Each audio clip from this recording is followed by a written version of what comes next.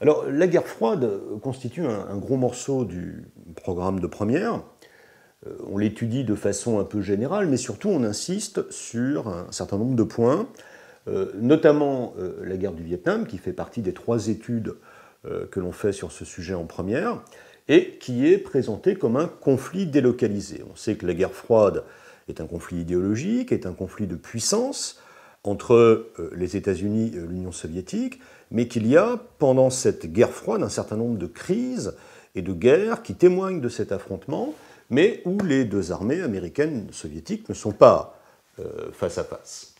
Alors, quel est le contexte de la guerre du Vietnam? Il y a déjà quelque chose d'un petit peu paradoxal, parce que formellement, la guerre commence véritablement pour les Américains en 1964, par là. On est formellement dans ce moment qu'on appelle la détente, c'est-à-dire où les relations s'assouplissent entre les 2 grands. Or, c'est le conflit le plus dur pour les Américains de toute cette période de la guerre froide. Donc ça montre bien cette complexité des relations internationales à l'époque, où d'un côté, on essaye d'améliorer les relations entre les 2 grands, et de l'autre, par derrière, les tensions demeurent extrêmement vives. Alors, la guerre du Vietnam est directement dans le prolongement de la guerre d'Indochine, qui est une guerre de décolonisation que la France a menée à partir de 1946 et qui a abouti en 1954 à l'indépendance de l'Indochine, qui était une colonie française, et qui est divisée à cette date en 3 États, le Laos, le Cambodge et le Vietnam. Mais le Vietnam, comme la Corée, comme l'Allemagne, est divisé en 2 parties. Un Vietnam Nord qui est sous domination communiste et un Vietnam Sud qui est pro-occidental, un gouvernement autoritaire et corrompu que les Américains soutiennent un peu comme la corde soutient le pendu.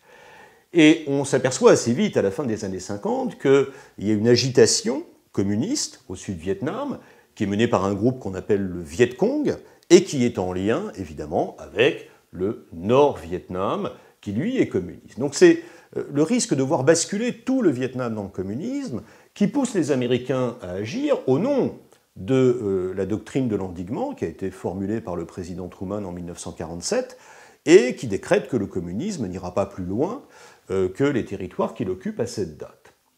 Alors, il y a une autre préoccupation dans l'administration américaine qu'on appelle la théorie des dominos, c'est-à-dire la crainte que si un pays bascule dans le communisme dans cette région de l'Asie du Sud-Est, effectivement, la guerre du Vietnam témoigne de l'extension de la guerre froide à l'Asie et au tiers-monde, eh bien, ce sont tous les pays d'Asie du Sud-Est, c'est-à-dire après le Vietnam, le Cambodge, le Laos, la Malaisie, la Thaïlande, qui risqueraient de basculer dans le communisme.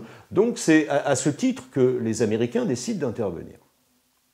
Alors, il ne s'agit pas de raconter la guerre du Vietnam, qui est un conflit long et complexe, mais simplement d'apporter quelques éléments de réflexion pour mieux comprendre cette guerre. C'est d'abord une guerre dissymétrique. C'est-à-dire que les Américains se retrouvent face à un ennemi qui ne fonctionne pas de la même façon qu'eux. C'est une guérilla plus qu'une guerre, les combats sont partout et nulle part, les combattants sont extrêmement difficiles à identifier, la motivation des soldats de part et d'autre n'est pas du tout la même, puisque les combattants vietnamiens communistes sont très motivés pour aller jusqu'à la victoire, et plus l'Amérique s'engage, plus l'Amérique frappe durement ses combattants vietnamiens, plus ils combattent de façon extrêmement motivée. Alors, qu'en est-il aussi de l'Union soviétique? L'Union soviétique avance masquée dans cette affaire. Si les Américains sont directement engagés au Vietnam, l'Union soviétique, l'armée rouge ne l'est pas. Par contre, l'URSS aide matériellement le Nord-Vietnam et y envoie des conseillers militaires. Il y a donc bien un affrontement entre les 2 puissances. C'est une guerre impopulaire. C'est-à-dire que le contexte de la guerre de Corée est complètement différent de celui de la guerre du Vietnam 10 ans plus tard. Elle est impopulaire parce que la guerre a été décidée par Johnson, le président américain Lyndon Johnson, sans l'aval du Congrès, du Parlement américain. La conscription qui envoie de jeunes Américains au Vietnam est très mal vécue. Il y aura un mouvement de contestation dans les universités américaines.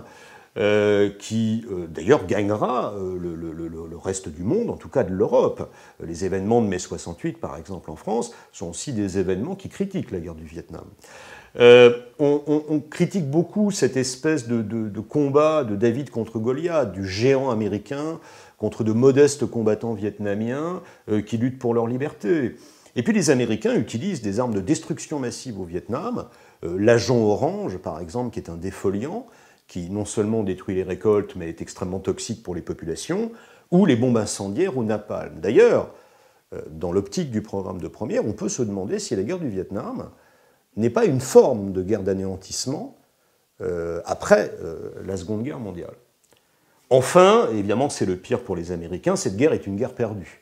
C'est-à-dire que l'escalade, l'envoi massif de soldats américains pendant les années 60 n'a servi à rien, et la vietnamisation du conflit, qui a été voulue par le président Nixon à partir de 1969, c'est-à-dire confier aux forces du Sud-Vietnam le soin de lutter contre les communistes, a échoué aussi.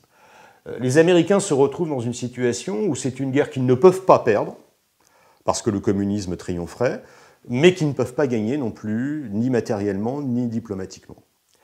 Les accords de Paris, qui sont signés en janvier 1973, confirment la partition du Vietnam en un Vietnam Nord communiste et un Vietnam Sud pro-occidental, mais 2 ans plus tard, en avril 1975, le Nord envahit le Sud. Le 30 avril 1975, c'est la chute de Saigon, et le Vietnam devient intégralement communiste. Une guerre pour rien. Alors, les conséquences nous amènent à réfléchir sur l'affaiblissement de la position américaine. Pour la première fois depuis 1945, on rappelle ce terme d'endiguement, la digue a cédé. C'est-à-dire que les Américains n'ont pas réussi à contenir le communisme dans ses limites.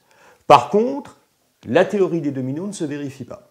C'est-à-dire que le communisme va rester cantonné à la sphère indo-chinoise. Alors, les Américains sont traumatisés par cette guerre du Vietnam, d'autant que cette défaite se conjugue à d'autres problèmes, des problèmes économiques. En 1971, le président Nixon est contraint de dévaluer le dollar. 1973, c'est le premier choc pétrolier. L'affaire du Watergate entre 1972 et 1974, des problèmes sociaux. Les présidences qui suivent, les présidences des années 70, la présidence de Gerald Ford et celle de Jimmy Carter, sont considérées comme des présidences faibles, où les Américains semblent renoncer à leurs responsabilités d'intervention, notamment contre le communisme. Le mot d'ordre à cette époque, c'est « No more Vietnam ». Il faudra attendre 1980 et l'élection de Ronald Reagan à la présidence de la République pour qu'en quelque sorte le syndrome vietnamien soit digéré et que les États-Unis reprennent le sens de la puissance, une politique interventionniste de lutte contre le communisme.